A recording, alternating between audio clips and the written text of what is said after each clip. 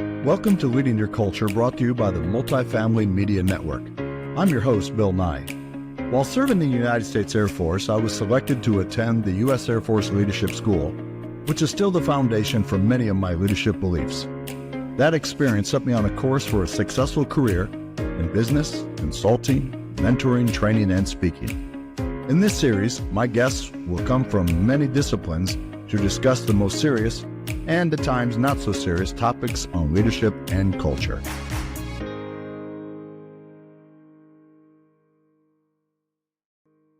I want to talk to you about something that maybe you've never really thought about, and that is currency. So as you travel outside of the country, you'll notice that every country has its own currency, right?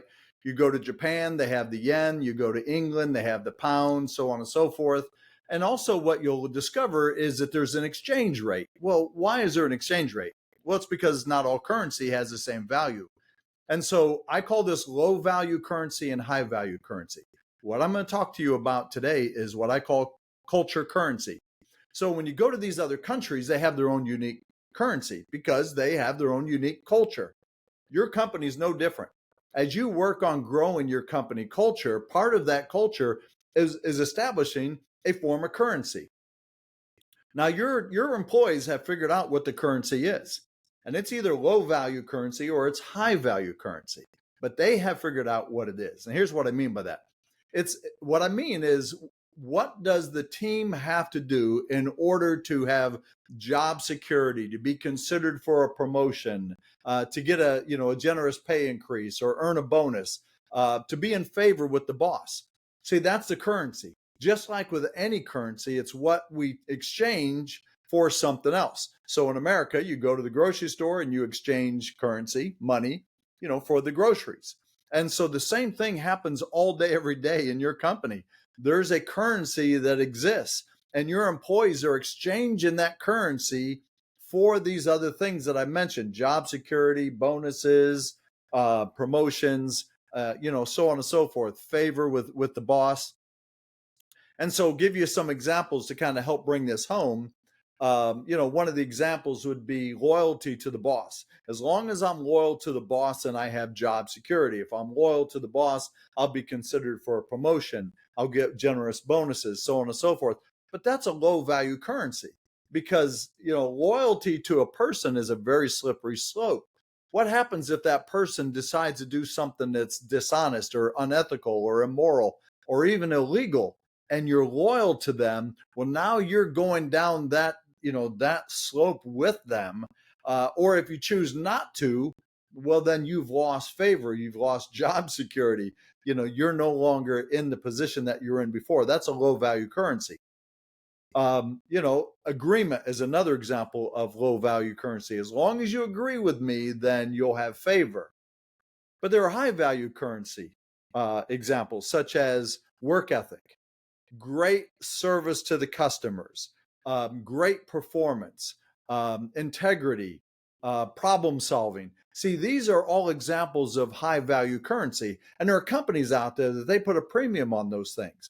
And the employees have figured this out. They have figured out that, hey, listen, if I'm solving problems, if I'm providing great service to the customers, if I come to work every day and give my best, a tremendous work ethic, then I'm viewed as a very valuable employee, a valuable member of the team.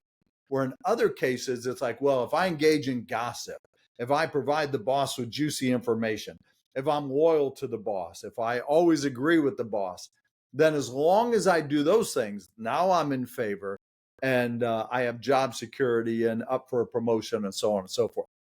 Here's the thing to remember, folks. The currency exists in your company. It's there. Whether you realize it or not, it's there. It absolutely exists because, like with every country, they have their own currency. Every company culture also has its own currency.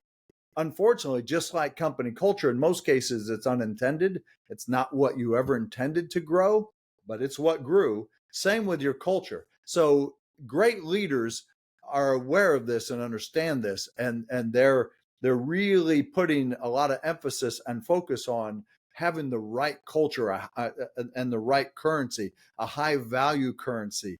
where the team understands that, hey, this is what makes you valuable to the organization. This is how you earn a promotion. This is how you earn favor. This is how you earn job security, so on and so forth. So I want to encourage you as leaders to take a moment, think about your company culture, and think about your culture currency. What is of value that your team is exchanging for other things that are of value? And is it plentiful?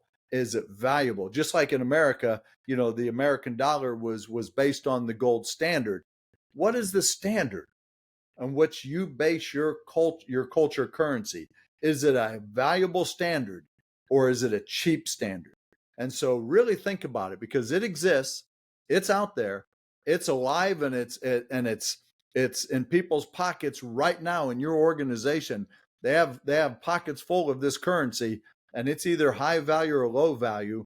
And so really pay attention to this. Be intentional about both your culture and the currency that you're using and exchanging within your culture. Hey, listen, thanks for checking this out. I hope it's caused you to really think about what I shared, and that this message has value, just as a currency has value. Thanks again for checking me out. Talk to you later. Well, thank you for tuning in. I hope today's conversation left you with a fresh perspective on leadership and culture. If you enjoyed this episode, please like, comment, and subscribe. Want to hear from other industry speakers whose goal is to bring along the next generation of leaders? Then log on to multifamilymedianetwork.com, where you'll meet some of the most innovative voices in the industry.